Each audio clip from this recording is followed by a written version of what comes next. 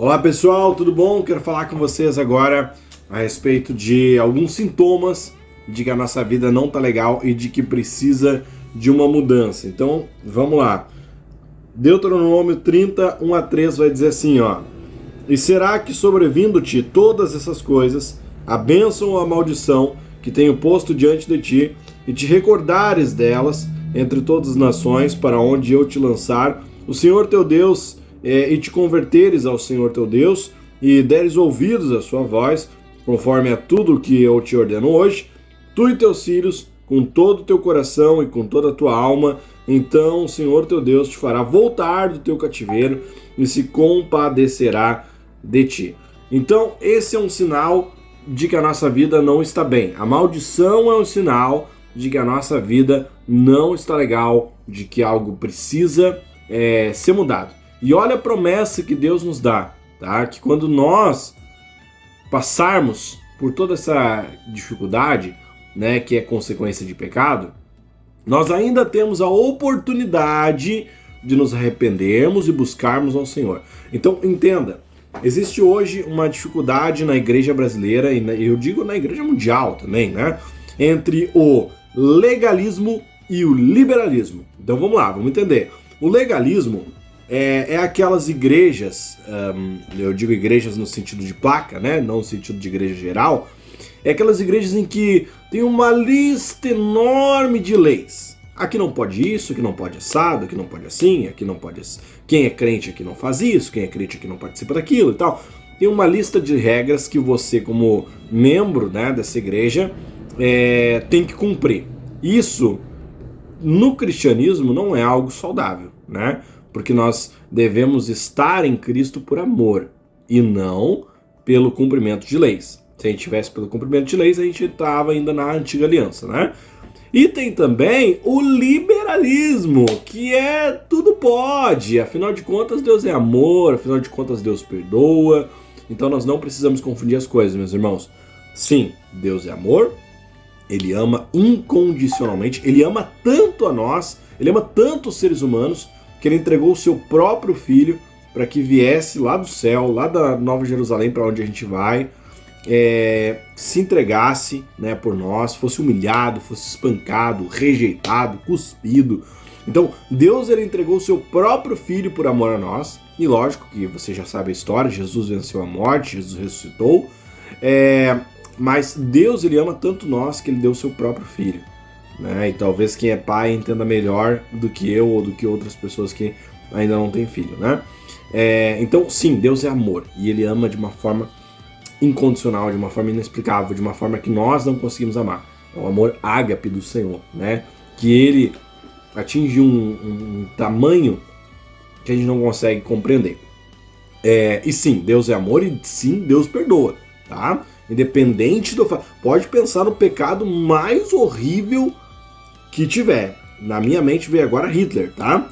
Digamos que Hitler, no último dia de vida dele, dissesse: Senhor Jesus, eu me arrependo dos meus pecados, entrego a minha vida ao Senhor, eu quero me converter, eu quero viver uma nova história contigo, e por mais que não tenha dado tempo, que ele tenha morrido, ainda assim, se ele fez isso, ele se converteu, né? Ele foi salvo pelo amor, pela misericórdia, pela graça de Deus. Então, Deus, ele tem uma longanimidade, uma misericórdia de perdoar qualquer pecado, verdade.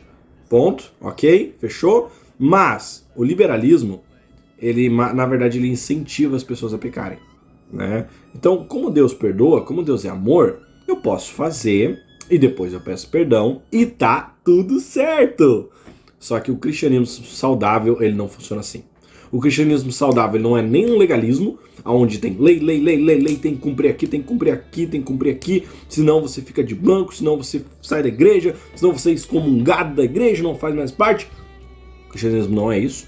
E o cristianismo também não é, não, pode fazer, não dá nada, não tem nada a ver. Não, a Bíblia diz assim, mas não precisa ser tão assim. Então assim, ó, o cristianismo autêntico, o cristão autêntico, é aquele que vive sendo guiado pela voz do Senhor, pela palavra do Senhor, cumprindo sim os mandamentos, cumprindo sim as regras estabelecidas por Deus e não pelas instituições. Eu entendo que eu vou dar um exemplo bem clássico, tá? Se você está numa congregação aonde a lei, né, o mandamento, um costume daquela congregação seja de você não usar calça. As mulheres não podem usar calça, devem usar saias. Se você está nessa congregação e você não concorda com isso, então é melhor que você saia dessa congregação. Se você está nessa congregação, então lembre-se que é você que escolheu estar lá dentro, então é você que deve se sujeitar a participar do culto de acordo com como aquela congregação enxerga, tá? E isso não faz uma congregação ser mais ou menos cristã, mas faz com que ela tenha, né, uma questão ali em específico, tá? Vou dar um exemplo muito claro. Igreja Adventista do Sétimo Dia, ok? A igreja tem um sábado como dia de descanso. Até aí, glória a Deus, né? Não tem nada de mal você ter um dia, um sábado, onde você guarda, pegou uma referência bíblica, né, de onde Deus no Velho Testamento mandava, né, com que todo o povo descansasse, parasse. Por quê? Porque o povo era escravo. O povo tinha que aprender a descansar, tinha que aprender a realmente parar um tempo e louvar o Senhor. O povo era escravo, trabalhou durante anos, né, no Egito e não descansava, não sabia o que era sábado, né? Então Deus instituiu essa lei para que eles pudessem ter um dia na semana em que seria totalmente dedicado à família, ao Senhor, e não se podia trabalhar, ok? Então, se fosse algo na igreja adventista, se fosse algo só assim, não, nós vamos pegar o sábado em honra ao Senhor, nós vamos louvar ao Senhor, e nós vamos adorar ao Senhor, seria maravilhoso, seria ótimo, né? Não tem problema nenhum, não vejo problema nenhum nisso. Qual que é o problema? O problema começa se essa mesma igreja diz que se eu não guardar o sábado, eu não vou ser salvo, né? Aí existe um grave problema, porque a salvação, ela não vem por obras, a salvação vem pela graça. Então nós somos salvos pela graça de Deus, ok? Isso não é um liberalismo, isso é Bíblia. Pela graça sois salvos, não por meio de obras para que ninguém se glorie. Então nós não vamos poder chegar lá em cima no céu e vamos dizer para Deus, ó Deus, eu guardei todos os sábados, então eu tenho direito de ser salvo, né? Não. Por mais que você pode fazer doações, pode fazer o que você quiser. Nenhuma obra que nós façamos nos garante salvação. A única forma de sermos salvos é por meio de Jesus, ele é a única porta, né? Então, é mais sobre isso, né? Que você saiba que o amor de Deus sim é incondicional, que o perdão dele sim é válido para todos, independente da situação, independente do pecado. A pessoa pode ter um encontro com Jesus, pode ser perdoada. Ele está de braços abertos, né? Basta saber se você quer encontrar com ele, basta saber se você quer ter um relacionamento com ele, né? Mas o cristianismo autêntico, ele não é nem liberalismo, onde tudo pode, nem legalismo, onde você tem que cumprir uma tabela de regras para ter um encontro com Jesus. Muito pelo contrário. O cristianismo autêntico, ele preza simplesmente pelo fato de você buscar de coração ao Senhor Jesus. E não existe igreja perfeita, tá? Não existe, né? Sempre vai... A igreja é um lugar onde pessoas estão. E pessoas têm problemas. Mas o legal da igreja é que é o lugar onde as pessoas vão tratar esses problemas, né? É o lugar onde as pessoas vão receber cuidado com a sua alma. Então, maravilhas, né? Glória a Deus. Então, que você seja abençoado por essa mensagem. Lembre-se que a obediência é seguida pela bênção, a bênção te persegue, e a desobediência é seguida pela maldição. Então, se você, assim como eu, não quer que a maldição te persiga, então não desobedeça. E se você, por acaso, desobedecer, tropeçar, peça perdão ao Senhor, se arrependa, faça o possível e o impossível para mudar a sua rota, mudar aquilo que você está errando, né, em honra ao Senhor. Mas que isso seja feito não por uma lei, não por uma regra, mas sim por amor. Por que eu vou parar de pecar? Por que eu vou parar de fazer algo que a Bíblia condena? Porque eu amo ao Senhor, não é porque eu sinto, tá? Não é porque eu sinto.